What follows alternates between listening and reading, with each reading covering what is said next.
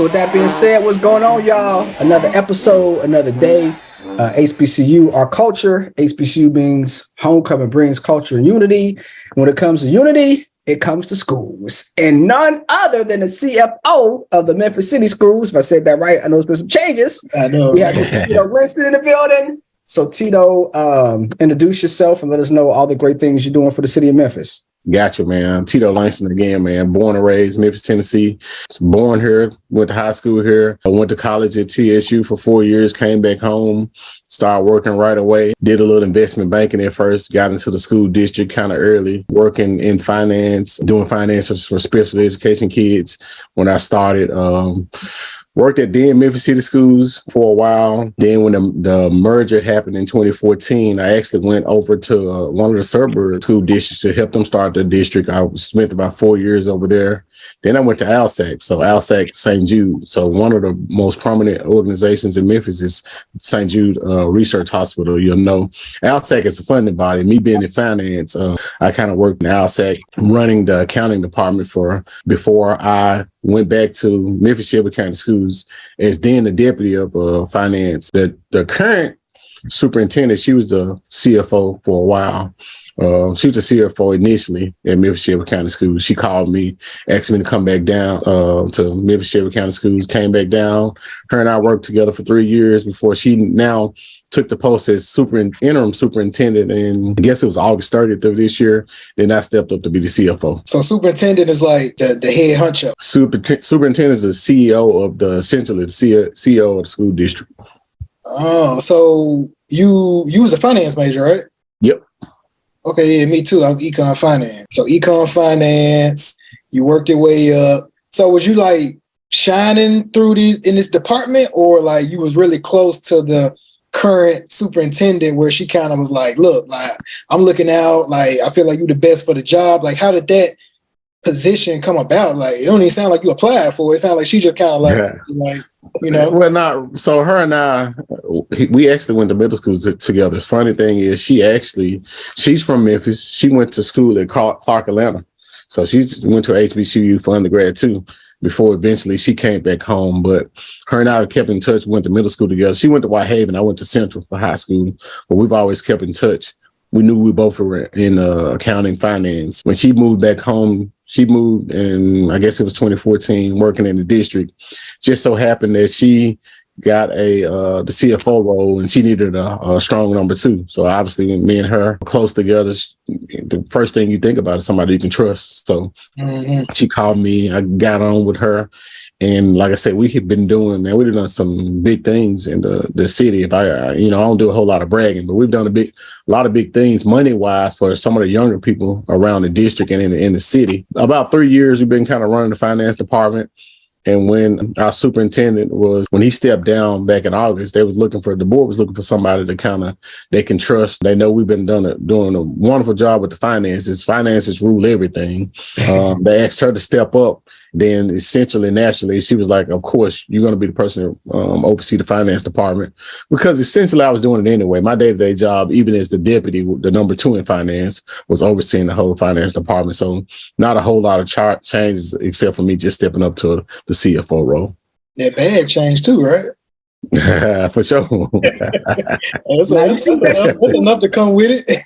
Now you see that shoe collection behind them. We know the bag had the Let us know what's the day in the life of a CFO, and let us know about some of the great things you've done from a finance standpoint to help the city. Hey, man, talk your shit on here, Tito. I need to hear it. Yeah, so day in the life of a CFO. So again, 25th largest district. We are a $2.2 billion organization, essentially as a school district. So not nothing to shine a small light on. It's a big deal. $2 billion is a lot of money. Again, second largest employer in the city. So we don't take that lightly. So obviously our biggest driver is education. So we hire teachers and support staffs, and we educate kids. So, I mean, again, to me, finance rules all. Educating kids is the key to getting out of poverty, in my opinion. So for my job, there's a couple things. So I'm over quite a bit. So I'm over a payroll. So essentially, the second largest employer in the city, payroll, over 14,000 employees. I run that piece. Over accounts payable, we pay all the bills for the school district. Over accounting, we're responsible for doing all the reporting and the financial statements for the district. Over budget, we're responsible for budgeting the $2.2 billion across all of our fundings sources. And then we have like all of these federal grants that the federal government gives us, Title I being one of the largest. The thing about Title I, obviously being in a city like Memphis with a lot of poverty that we have, the federal government says, we want to give you guys this grant to afford the kids that are impoverished the same opportunities as everybody else. So we essentially get about $100 million in funding from the federal government to help the kids. My day-to-day it includes a lot of meetings, but essentially I'm over the team that house all of the finances and keep up with all the day-to-day finances of the district, $2 billion. So do you guys have to write grants? And so can you kind of tell everybody the importance of writing grants and what's the importance of knowing a grant writer, building a relationship with a grant writer, and how a grant writer can help some of those federal funds that are available for us from a business standpoint and from a public standpoint as well? Gotcha. Really good question. So some of the grants we get just off the strength of us having an economically disadvantaged kids. We don't necessarily have to write those grants. We just apply for them, tell them what a percentage of poverty kids we have. We get that money. But then on the flip side, there are grants that we do apply for that I have essentially a grant writer on my team, one of the hardest working people in the district. And essentially, to your point, the importance of a lot of the grant writing is to sustain strategies, right? So we have the normal general fund budget of $1 billion. We have the federal budget that's usually on a normal year about $300 to $350 million. But then, depending on we talked about tax revenues and all of that. Depending on what happens in that year, those revenues go up or they essentially may go down. So if they go down, it's really important that we write grants to make sure that we sustain the strategies that we have, that we don't have to lay off people. We essentially keep teachers, nutrition staff, those type of people that we want to keep with these grant funds. So that's a real big key into keeping things going is writing grants. So yeah, I got one of the best grant writers, and I put her up against anybody in the whole country. How much dollars to the school district you think she brings? Gotcha. Anywhere between, I'll say lately, anywhere between $100 and $150 million in grants, I'll say. Now, that's just the grants that we write. But again, right now, I don't know if you heard of ESSER. So technically, the last 2 years, we've been driving essentially ESSER, which is Pandemic Relief Fund. So we essentially got over $700 million alone in pandemic relief funds. There's federal funds. Now, we didn't necessarily have to write those grants. The federal government just said that, hey, we know you guys had a hard time during the pandemic. Kids were out of school. We want to be able to afford you guys this opportunity to bring kids back into the school system safe, as well as give you some funds so that we know that they were out. They were on a computer for a year, out of school for a while. Then naturally there was some learning loss. So they've given us all of these funds to be able to do strategies to kind of combat that learning loss, to get kids back up to speed to where they were pre-pandemic. And I'm happy to say that for the first time in a while, our district is like a level 5 district, which is the highest achievement for a district on the scale from 1 to 5. Which is a big deal again, because we're coming out of a pandemic. So we know we had those learning loss, and then it's essentially, it is what it is. We're an urban district. It hardly ever happens. So that's a big deal. Urban district. Oh, that's the language they use? Yeah, right. I mean, they say teachers are underpaid, but I know administration is probably not underpaid. So, but how do you handle that? Like, you see a teacher, like, she like, what's up with my raise? Like, I mean, like, do you get those kind of concerns, or teachers always in your inbox? Like, when the raises, or how does that process work? Good questions. I've been doing, it seems like I've been doing some homework or something. Because to your point, I do get these questions a lot. So one of the things, obviously, I mentioned, like, we got 14,000 employees, 6,500 of them are teachers. The teachers are the backbone of the district. They're the reason why we can keep going. So in a perfect world, you always hear that teachers are underpaid. And they're not lying. Teachers are underpaid because of what they have to deal with. Because I remember being a class clown. I was smart in school. I got straight A's, but then I got N's and U's. So Teachers had to put it's, and it's funny. My son the same way, man. He get all A's, but then you see his conduct. I said, man, I can't even be mad at him because I was the same way. But long story short, I get it all the time. Teachers, they want to be paid, and I tell them all the time, if I could, the teaching profession would be $100,000 profession. No, if I could do it, no problem. Right. The issue is that any compensation, it's on that sliding scales. We have a lot of teachers right now, not just us, but across the country, where they're just starting out. We call them new and novice teachers. So those teachers, we have to slot them in at a certain pay grade. Then if you are a more experienced teacher, obviously we slot you at the high end of the scale. One of the things that the superintendent now, former CFO, her and I have been excited about doing it is just building what's called a model where we have steps and lanes for teachers. So what that means is that, hey, if you are a 5th, 6th year teacher, you have a master's degree, a PhD, so on and so forth, we're going to pay you for your degrees and your experience. So that's one of the things that we do. So right now, we're actually working with the teachers now in the budget process as we begin the budget process to even increase the compensation for teachers. So one of the things, and I'll throw out some numbers. For instance, right now we pay a starting salary for teachers $47,000. It might not sound like a lot to a lot of people, but if you do your homework, think about when we graduated from college coming out, man, I had a business degree. I'm gonna be honest with you, I ain't even make 47. I had a business degree. It took me a while to cut my teeth before I got my master's. And we ain't even talking about a master's. I'm talking about just a bachelor's degree, teacher fresh out of college, making 47. So, nothing to sneeze about. And then on a larger scale, you got teachers who are experienced making anywhere between $75,000, $80,000. Then another thing what we do is, obviously I can't pay teachers $100,000. It's just the budget just not large enough, and they're the largest population. However, what we can do is we offer tutoring opportunities. So, hey, teachers, you guys may go in 7 o'clock, get off at 2, do after school tutoring. We can provide stipends for such. So on top of what you're getting for your normal salary, we can get you a stipend on top of that to increase your compensation. Then even when we have breaks, fall break, spring break, we have learning academies, give teachers the opportunity to kind of teach during that down period. And even in the summer school, teachers get to teach during the summer schools, and they get additional compensation on top of what they normally get for their salary of teaching during the year. So we try to be creative about ways for teachers that can make money in addition to their salary, because everybody's aware teachers are underpaid, but the good thing about them is they work essentially 9 months out of the year. The other 3 months we're kind of being creative about giving them a compensation package that kind of make us equitable in pay. So do you have to turn down a lot of those people, or is it not a lot of people signing up for those stipends and additional like summer school and stuff? Like, is it like oh man, like we overflowed this year, but is it a program, or how y'all? Good question. Good question. So we had, again, with us being so large, we have enough opportunities for pretty much for everybody. Essentially, we are. There are some people who money ain't a factor. When it's time to break, they want to break.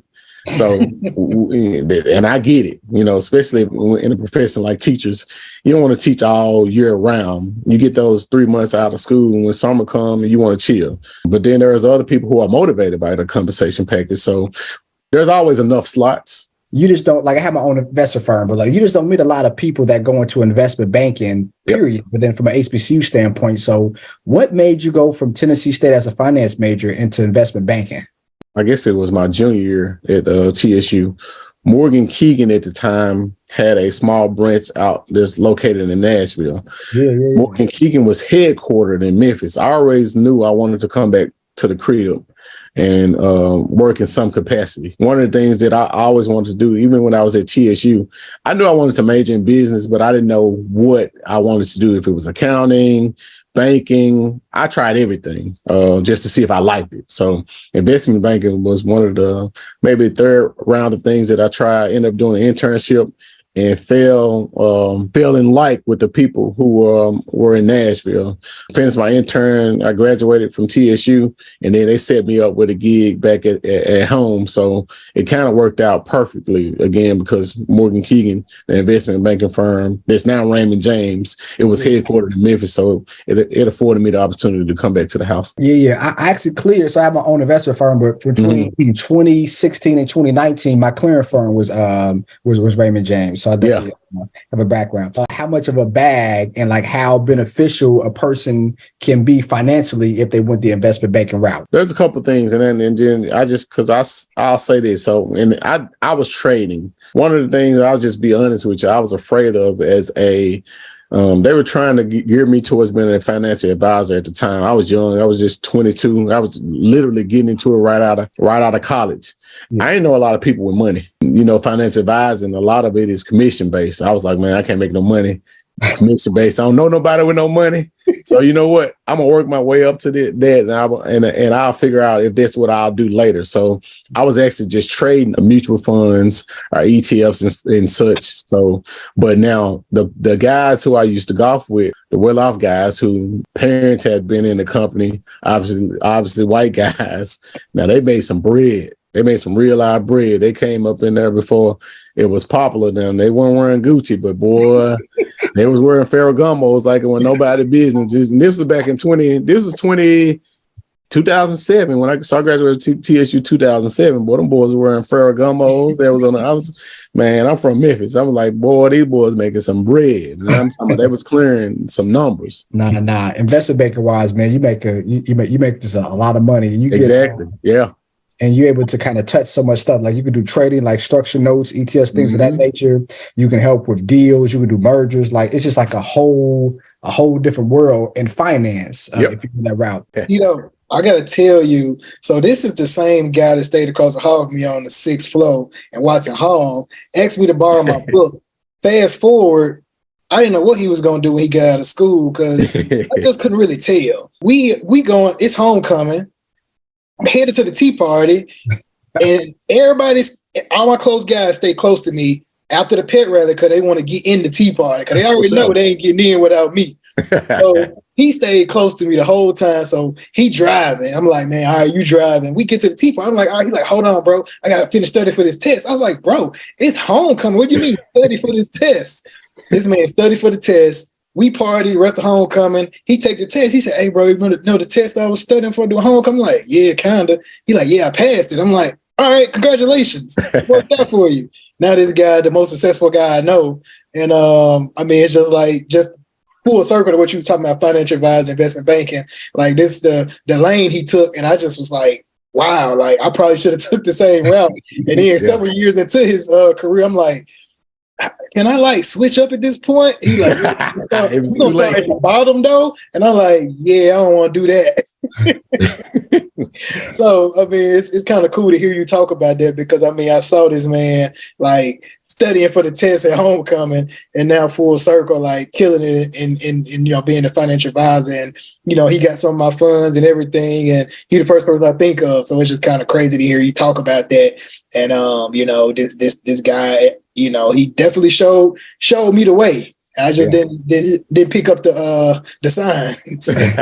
Not to brag on myself, is I'm not a good studier, but I'm a good test taker. Like the Series 7, I literally crash studied it over a weekend and took the test on a Monday. Man, I made an 86% pass rate. And they was like, man, how the heck did you pass this Series 7? And we never seen you study. I was like, I literally crammed it over the weekend and passed the Series 7 just like that. It was the craziest thing ever. Nah, bro, you better than me, bro. It took me 3 months to study, and I got a 74. So I just breezed over the 70, man. So one weekend, I would have got like a 31. Man, hey, this is how I was looking at that score when it popped up. Hey, Mario, I think it's a Memphis thing because I was the same way with the ACT. I'm like, look. Yeah, exactly. My grades gonna be good, but I got to make a certain score for this ACT.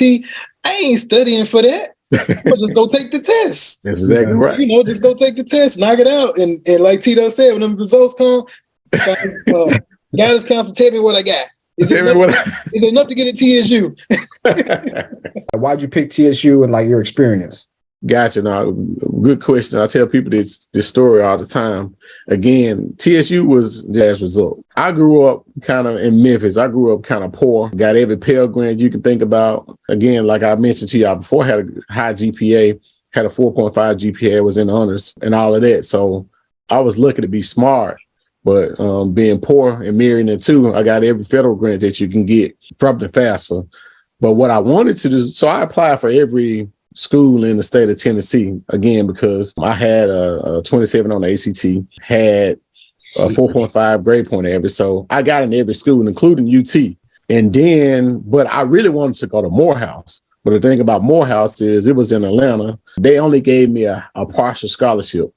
And going back to my story, I had to consider, I can go to Atlanta, be on a partial scholarship, but I'm going to realize I have to work to get myself through college. And I really wanted to focus on just school. So my best friend at the time, Sean, who is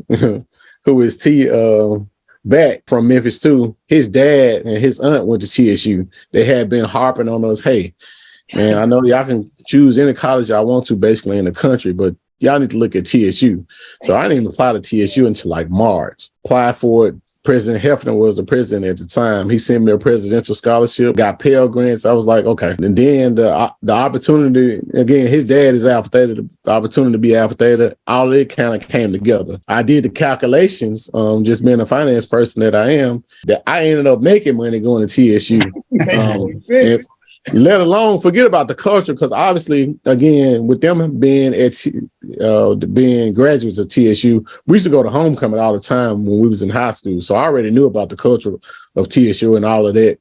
I just didn't know that I wanted to go there until it finally hit me. Best decision I ever made, though, again, because I tell people all the time, I still have the acceptance letter for Morehouse. I just couldn't see myself being a poor kid from Memphis, going to Atlanta and having to work my tail off. I think I would have been fine, I think. Well, I know I would have been fine. It's just the opportunity to go to TSU, to kind of make money to go to school and to be with my guys and to be Alpha Theta that kind of brought it home for me. You ever think about that Morehouse experience, though? Do you ever like some? Oh, absolutely. Every time I go to Atlanta, I spin the block. Go by there, because you've been right there in the midst of all of it. Oh, for sure. Man, I think about it every time I go to Atlanta. I spin the block around there and think about what coulda, shoulda, woulda. Wow, man, that's crazy. I ain't know all that. Was you ever purged when you was at TSU? But that's what I'm telling you. I was never purged because I got every federal grant, Pell Grant you could think about. I was on presidential scholarship. I literally used to get a refund I used to get like $4,000 or $5,000 refund every semester because I was poor and small. I tell people this story all the time. Hey, so I never got purged because, man, I was just sitting back waiting on them to front me my money. Told you, Mario, it's a club out here. We didn't get purged, man. I ain't getting no scholarships or nothing, Tito, but I just was always on my business because I used to see people like didn't get their classes and they'll have an 8 o'clock, a 5:30, and a 12, and a 3:30. And I'm like, my class has got to be from 10 to 1, done on Fridays. So I can go to the classics. I'm like, nah, I make sure my stuff gonna be right because I can't be like this. I worked at Howard for a while, and they used to purge through. They did it one semester, and the school went crazy. But I see these kids in the hallway crying. I'm like, crying? Man, you go in there crying, they gonna be like, okay, register for the next class. It's offered at 7 o'clock. Take that one. Right. Yeah. We're no crying. It's a lot. I know a lot of people that got purged, man. We can make a whole list of people, but I was fortunate not to be one of those people. And I was like you, man. It's only a certain time. I think I may have taken one 8 o'clock class in my whole time at TSU, and it was because it was a course it was a business class that I absolutely had to have. If not for that, no, we started me off at 2. And like I said, I need to be done by noon on Friday. I don't want but one on Friday if I can. Sure. And I stretched my last semester, I could have took 18 credit hours. I talked to the guys' counselor. She said, I could have graduated in December of 2004 when I was supposed to. She said, don't take a full load, half and half it so you can have like a really plush schedule and graduate in May. I said, man, I ain't staying in school another semester. Then I'm talking to some of Chaotic. They like, man, you should go and stay, man. You could pledge next semester too. I said, but what if I don't? Then I'm here for no reason. So they said, nah, just stay, man. Stretch it out. So I stretched it out. And that's how, I'm on your line, man. I'm your line brother folk club, man. Because I stretched it out. Because I was like, look, I'm graduating in December. I'm out of here. I'm out. Stretch it out. She said, stretch out. Take 12 and take 8. Take 12. You did the right thing, bro. Yeah, you did the right thing, stretching it out. Tell us about COVID, how difficult it was as an administration, as a school system as a whole to deal with that.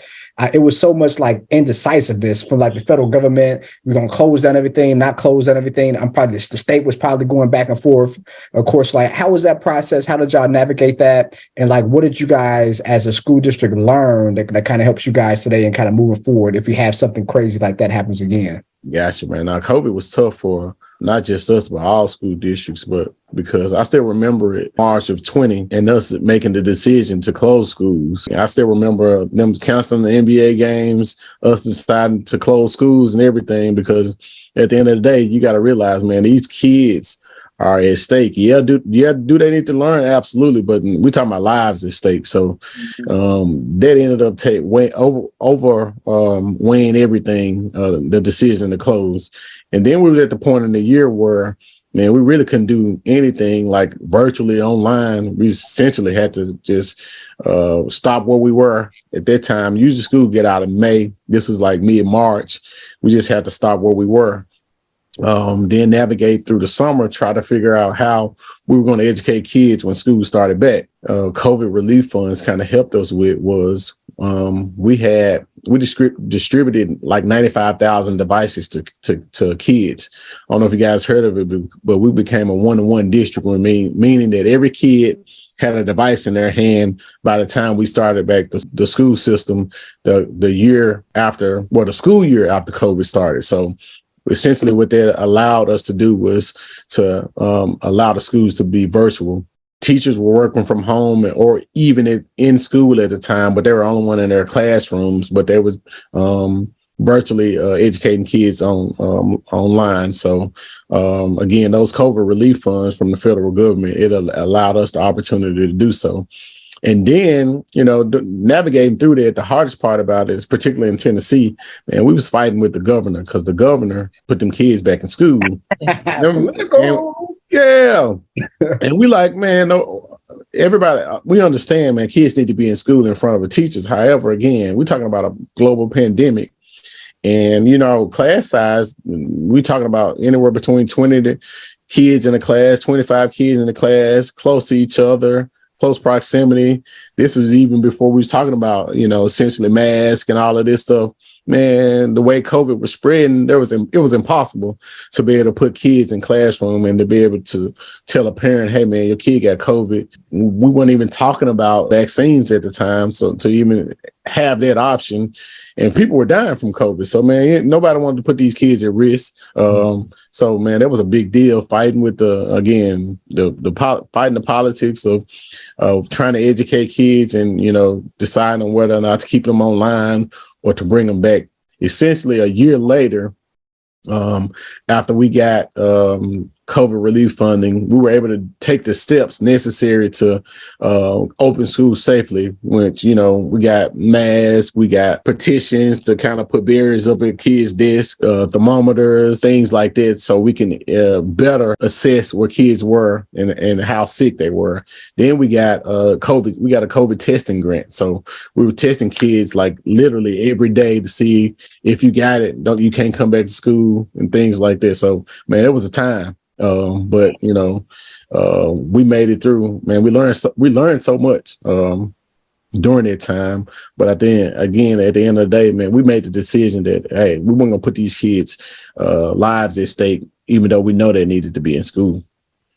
Tito, wasn't it a little separated at one point? Wasn't it like Memphis City schools wasn't in school and Shelby County was in school or something? Wasn't it something going on like that at one point? Exactly. So it was it's at some point, our superintendent at the time, he was just, man, even at the wishes of the governor that kids need to go back to school, he was hell bent on, man, we can't send these kids back. But then the suburbs, at some point they made the decision to put the kids back in school. But again, they're essentially 1/25 of the size of us, so they can make that and then being real again, I go back to saying how we're such an urban district. A lot of our kids don't even got health care and all that type of stuff, so they catch COVID, man, and who knows what the outcome could be. So you can't really put those kids lives at stake like that, even though we know they need to be educated. Those smaller districts, they might have they might have, elementary school, middle school, and a high school. It's more concentrated, right? But like having so many kids and so many schools, if you just make one mistake and then a child dies, like first off, a child dies, like that's just horrible. Exactly. And then you might have a lawsuit. You're going to have the negative press. And it's going to be a stain on the district as a whole. So that's just tough. But also the press, because it's like, if it's a big outbreak, it's like, we ain't going to really say nothing about it, So were you hearing about this kind of stuff?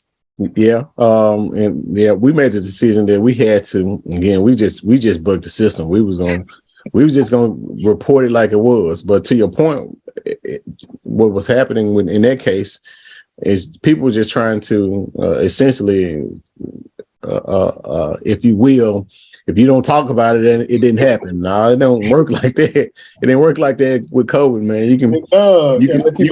You can decide not to report it or not. So these people got COVID. So essentially, people like to skew the numbers. So now we make the decision that, man, if somebody got COVID, people need to know. Like I say, we was literally testing kids every day. If you had one tip for a HBCU graduate that wants to get in your field or just going to graduate and they don't know what life is going to present them, what would you tell them? Gotcha. Good question. I think the same thing that I told myself, man, try everything in finance. Unless you absolutely know what you want to do, the field of finance is so broad. So, we talk about investment banking, we talk about accounting. Man, you can do, it's just a number of things you can do. You have people doing taxes. A lot of, the thing about it is it's a bag everywhere. You just got to enjoy what you do. For the lack of better words, kind of find your purpose. The one good thing about TSU, and it afforded me the opportunity, is to connect with people that look like us. And what does that mean for us? It means that the people who care. So I got a graduate degree from the University of Memphis. I'll tell y'all right now, man, I was just one of many from the University of Memphis. I never got purged, but at University of Memphis, but I was just one of the people there. And again, I had a I graduated 3.8 GPA and got a master's in finance, no problem. All of that went fine, but I was just one of the people there at TSU. Man, I can tell you, I got literally probably tell you all of my professors that helped me in finance. I still remember Jeffrey Segpay, who was in management information system. Heck, I thought I wanted to do that for a minute because again, I wanted to try everything. So my advice to anybody, man, whatever field, not just finance, that you want to be in, just if you don't know right off the bat, try a little of everything, and then you'll see what you like. And then once you decide that's your course of action, then attack it. So Tito, man, we talked about a lot about, I know it's a daunting task being a CFO for Memphis City Schools, man, but what's the most rewarding part about being a CFO for Memphis City Schools? That's a large jacket to wear on your back. Shoot, you at the grocery store, they like, oh, they go to CFO. It's like, oh, hold up, I got my Jordans on today. Chill out. Ain't on that today. But right. How is that? What's the most rewarding thing about your role, man? I think for me, man, being in the city that I grew up, born and raised in. So, and I'm a product of the school district. So I tell the people all the time, this is the thing that wakes me up. My kid's in the district. So I got an 8-year-old and a 4-year-old that's in addiction. So those are the type of things that make me wake up and want to take care of the money for the district. Money rules everything. So if we take care of the money, I tell people all the time, we can educate kids. Do we have enough money? $2 billion sound like a lot. Never. But, I'm always looking for ways to get us more money and be good stewards of it to make sure that, man, these kids be afforded the best opportunities that we can possibly give them. Because I truly believe, not to sound cliche, but the root of all of this crime and all of that is that we got to educate people. If you educate people, they get better jobs, they secure the bags, and they don't have to commit crimes. Again, to summarize it, the most rewarding thing for me, man, again, is being in this city, from this city, being a product of this system, and being able to wake up and do this every day for the kids that kind of look like me, came from where I came from. Those are the type of things that will make this seem all worth it every day. Best person for the job, and somebody listen to Finesse 2 times when they ain't at work. At work. That's what I'm talking about. That's the best person for the job right there. Yeah. Hey, when you talk about success story, man, I mean, you know, of course, like it's a very, very small percentage of individuals who make it in the world of rap music. But man, going out the pen and a year later being a multimillionaire, like that's just exactly that's about business. You know what I'm saying? Exactly right. Business. So that's interesting. Finesse 2 times. Shout out to Finesse. What part of Memphis he from? Actually, don't know. Castaic. He from Castaic? That makes sense. I hear him saying this rap sometimes. He say something about Cal State a little bit. It makes sense. He hooked up with Bag. Me and Moneybag, the funny thing about it, man, I'm from the Walker Homes. Moneybag from the Walker Homes. He stayed on the other side, kind of down there by Mitchell. It's the craziest thing. Moneybag probably about 9 years younger than me. I don't remember him like that, but yeah, man, we literally from the same hood. It's crazy. So that's South Memphis as well? It's South Memphis, Southwest Memphis, so South Memphis, yep. Okay. It's kind of crazy because I feel like everybody in Memphis, if you stayed in a certain part of Memphis, it was a rapper out of there, and you was somewhat kind of close to him or connected. So I'm from North Memphis, Watkins and Brown. You know where Gotti, what's the apartments? Ridgecrest up Watkins. Gotti would come down the hill to North Memphis. Garland it's Watkins and Brown. I stayed on McNeil. Garland was like the track. Like it was like the dope houses over there. Gotti used to be over there all the time. And Gotti was in the same year as me in 2000. And so his music was coming out. Like I'd be like, oh yeah, I saw him like when I was walking to the store the other day, and then we started blowing up. You can see his car, see his brothers and stuff.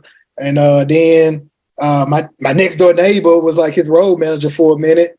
And that's actually how we got cool. I moved into the dorms.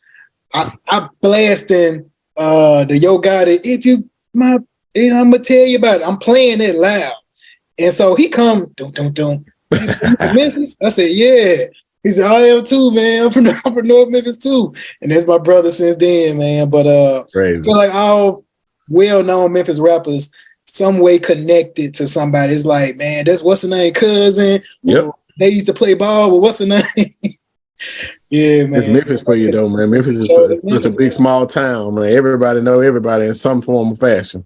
But it's so segregated, you got exactly. That's true too. Whitehaven, but it's still like a big pot. It's like y'all go to one event, everybody gonna be there or whatever. So I miss the crib a lot, man. I don't miss kind of what I keep hearing going around. It's just this crime and these kids, like you said, is not educated. And it's just so sad to see when I go home. It's just like, man, it's just exactly man. My nephew got out and went to TSU for a minute, but it's just crazy to hear. But I know you got a big task on your back, man. And I salute you. We give you your flowers, man, because that's definitely well respected role you in. And I'm just glad to call you my brother, man. And I know you holding it down for Memphis City Schools. Do you guys have like extracurriculum activities for high schoolers that concentrate on business, on entrepreneur? They want to be a rapper, a content creator. Do you guys have those types of programs that you offer for high school students? Good question, and we do. So one of our CCTE program is well renowned around here. So CCTE being wood shop. cutting hair. You may be familiar with it. We used to call it Botech back in the day. It's CCTE now. Oh my goodness. College Career Technical Education now, but it used to be Botech, Vocational Education. Wow, I'm just so old with that. Botech, I forgot about it. Wow.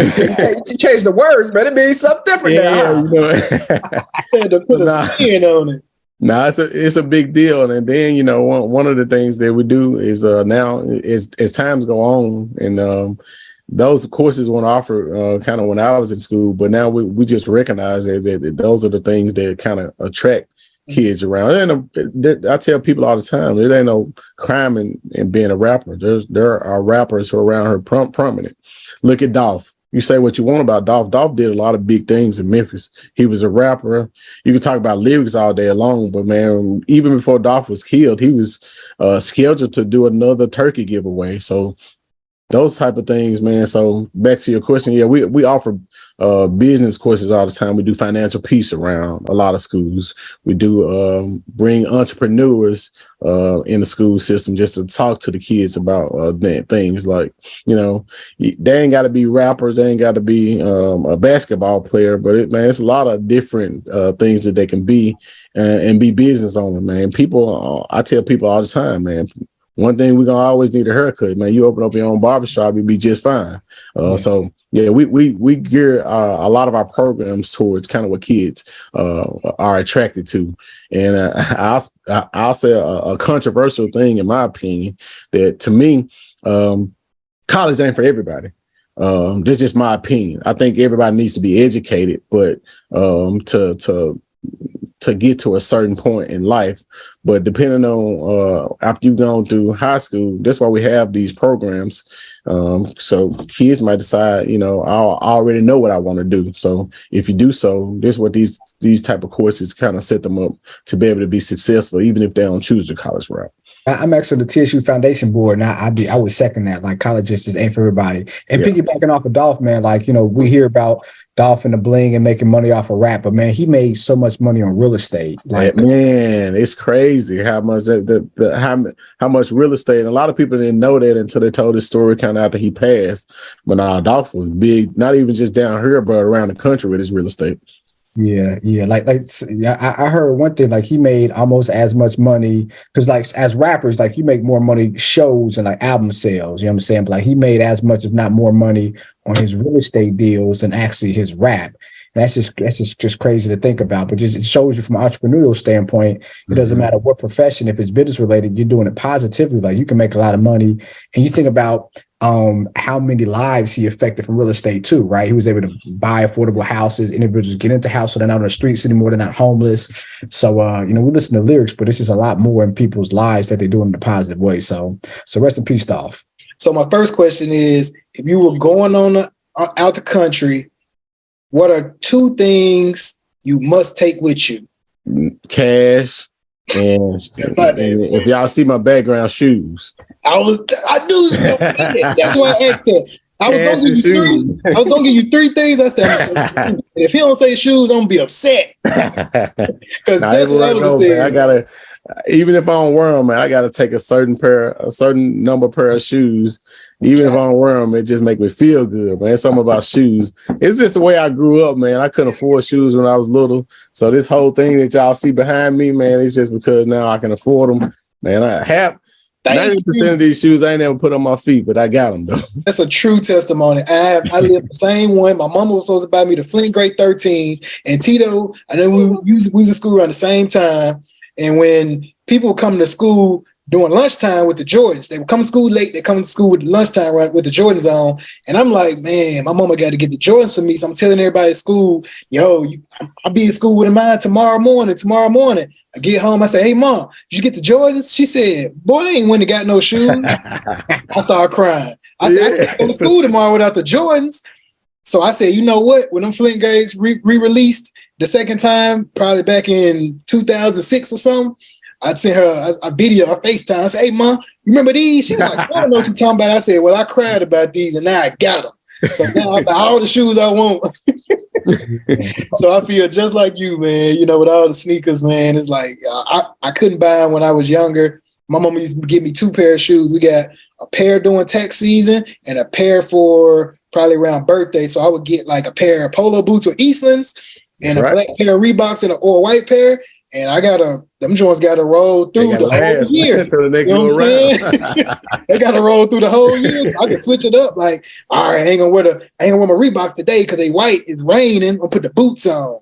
But yeah, man, you gotta be strategic about it. So, you know, I definitely was hoping you was gonna say shoes. Man. Is being a sneakerhead and buying and selling shoes, you think that's a lucrative business? It is, man. It's a crazy thing. And then the thing about me, and I tell people all the time, I even had this conversation with my wife. She's like, you own all them dang shoes.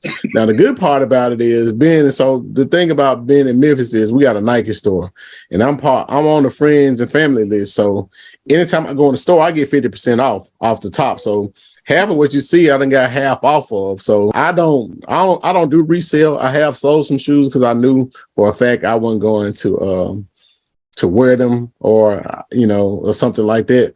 But man, this collection probably worth 10 times more than what I paid for it. Easy. So man, now reselling is it's a whole big deal. It's like, man, Jordan 1s is probably the highest resale now.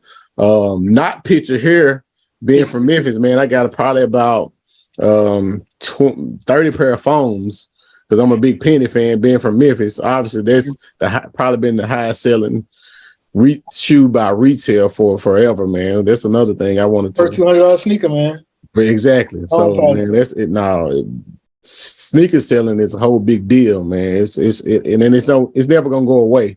So one of the things that I feel comfortable about, man, at the end of the day, I got this collection, and it's not just a collection that's going to sit and go to waste. It's actually worth something. Yeah, it's like a little stock, man. You know exactly. But Mario, to your point, so when you brought up sneaker resale, I don't like the resellers. I sold some sneakers, but I don't like the resellers because they just getting too rich off of this. I respect it, but you have to first of all infiltrate some kind of system to buy all the sneakers. And now the people are getting creative where they pulling their order log and seeing like, oh, okay, this person ordered 3, we cancel them. So they trying to stop it or whatever. But I saw this article, this guy, he's 17 years old. He said, I like Q4. This dude bought a Rolex, a BMW, he bought his mama a Tesla. Selling sneakers. 17 years old. Bought a Rolex, bought himself a BMW, his mama a Tesla. I said, I like Q4, and the sneaker resale is light now because they trying to like not put out so many, and they trying to stop the resale culture because they doing restocks. So like a sneaker just come out today, right? People know if in the sneaker industry, you like, I gotta have this sneaker. So 3 years ago, you're gonna pay for it because it ain't coming back out for a while. But now they'll restock like urgent restock like next week. Boom, they push a couple out, then they'll stop it. Then like let's say Christmas happens, a couple days after Christmas, urgent restock, same shoe, they just keep restocking. Random stores just keep restocking, and so they're trying to bring down the value because if a shoe come out as $200, they reselling it for like $5 because they ain't coming back out. But now they can only resell it for like maybe $300 if it's hot. But now you probably only get like $50 off a regular sneaker. Like if it's a Jordan 1, if it's just a regular colorway, you can probably get maybe a little bit over 50, but it's going to restock. And I'm going to wait for the restock. And if I don't get it in the restock, I'm going to keep waiting. And then if it's like a one I got to have, I mean, I may eventually get it. But same thing with the TSU Dunks. I'm like, why the TSU Dunks? Why I can't get my hands on them? Because these other people got their hands on them. So the first week after they was on StockX, they were like $300. I waited about 4 weeks. They went down to $150, $130, snatched them up. So the resale market is being affected a little bit, but the very, very rare sneakers, if they get their hands on those, that's where the money is at. Right? The super rare sneakers. That's where the money is. I mean, they come out, they $250, they sell them for $1,000, and they hold their value. Like some Travis Scotts, I was about to think about that, something like that. Fights, they steal in the thousands. You know what I'm saying? So you know, that could be lucrative, but you also could be sitting on sneakers and they don't make them like they used to. So they starting to come off when you pull them out the box. Yeah. Like I just try to at least put my shoes on. If I'm going to the grocery store, I'm like, I'm gonna pull these out the box one time because the sole might start coming off. But I had one of my guys, Tito, man, he went in his closet. So he opened his closet up. He pulled out 3 pair of sneakers. The sole was coming off on some Jordan 10s, some 4s, and something else. Sole coming apart, brand new. He just picked it up out the box, boom, sole come off. He was like, bro, they don't put the glue on right no more. So he don't stock his like he used to. But me, I'm like, I at least gonna wear mine like one time. Like if I'm going on a trip, I'm like, I'm pulling these, I'm wearing these in the airport because I mean, hey, it is what it is. But the sneaker resale market is still pretty good, but not as it once was right before COVID. What's one CD you could listen to, no stops all the way through? Oh man, you're gonna put me on a spot like that. I'm going Reasonable Doubt. Wow, we've heard that one. We've heard somebody say that. You're gonna put me on the spot, I'm going Reasonable Doubt. And being from Memphis, I'm really surprised. I thought you were gonna say Player 5, Project Pat, something like that. No, got it. I actually wanted to go. I didn't want to be all Memphis, man. But you know, one thing I say about the Memphis and the music culture, man, I rap, man. I mess with Memphis. People, man, you get in the car right now. I'm listening to Big 30, Pooh Shiesty, all them cats that's up and coming. Finesse 2 Time, man. I'm giving all them cats a try. And most of them finding, man, I like it. I like them, you know, because I think I could just relate because they from Memphis. But yeah, I'm giving all them cats a try. And I just believe supporting our artists, man. Even Glorilla, like exactly. It's like, you know, she be talking her stuff. So I'll be like, I got to give her a listen, man. She from the crib, you know. It's like she didn't got on, and I just love to see how people get on. Mm-hmm. Free Pooh Shiesty, man. Like, Lee, man, I just hope I remember rap stop getting in trouble. But exactly. You know, Gotti going the big time route. So I like him. I like what he doing over there. He bringing in a lot of guys, man. So the Memphis rap culture, man. I hear on the Breakfast Club all the time, Charlamagne he said between Memphis and Atlanta, and he's like, most of the time it's Memphis. Memphis they be back to back. You know, Atlanta kind of watered down now. You know, it's like somebody come out of Atlanta, it's like, yeah, okay, but when Memphis come out, we come out and we come in with a heavy hitter every time. So you would take Reasonable Doubt over Blueprint? From front to man, that's I'm a big Jay-Z fan. I really would take all. I even like Kingdom Come. I can even do Kingdom Come. I know over American Gangster. Not over. No, I'm just saying that's one. Okay. You see Mario shaking his head. Kingdom Come. I'm saying Kingdom Come to me. Kingdom Come. I liked it. That was the one he had. He had some joints on Kingdom Come. I like that album too. But now, so you asked me Reasonable Doubt over Blueprint. The first Blueprint, probably not. If you put me on the spot now, being real, Blueprint go. Blueprint go. Blueprint was hard. Yeah. That was one of them TSU joints right there. All them J's I was coming out, boy. It was like, man, Hov for bringing out some heat. Looking forward to him. American Gangster was dope too. That's one. American Gangster, yeah. That's one that I wanted. All the way through, I just let it ride. That's one to me. American Gangster, one of the top 5 soundtracks that I can ride with. Well, there you have it, y'all, man. Had a great conversation with Tito, man, doing some great things, man. He's a CFO, man, and he's helping our community. So what's better than that? But of course, our HBCU culture, HBCU stands for Homecoming Brings Culture and Unity. Not like unity, not like culture that Tito brought us, man. So y'all, till next time, peace.